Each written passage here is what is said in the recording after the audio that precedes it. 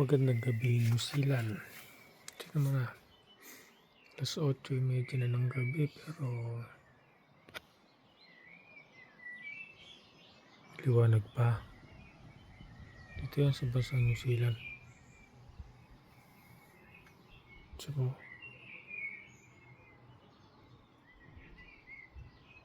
liwanag pa langit.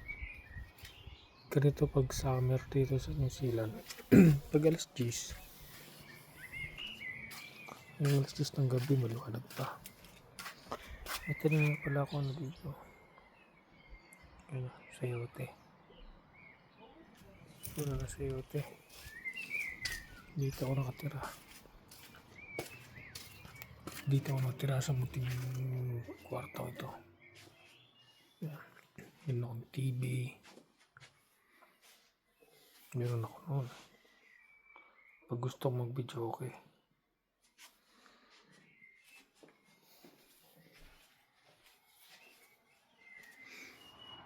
Dati dyan may nakakulong na ibon. Doon. Ay, kita mo ako. Doon.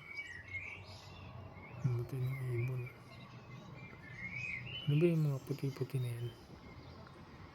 Bulaklak yan.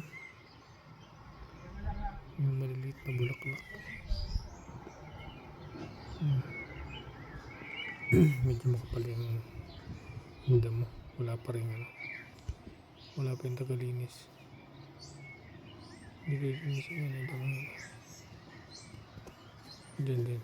Yan yung isa yung ginagawa ko sa pampayan yan. Nagbibigit ako ng damit.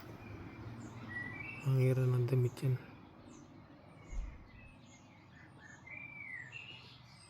So, yan muna sa mga yun. Yan muna sa ngayon ang pwedeng ipakita sa inyo. Medyo madilim na eh. Tsaka malulubat na cellphone ko. Bye bye.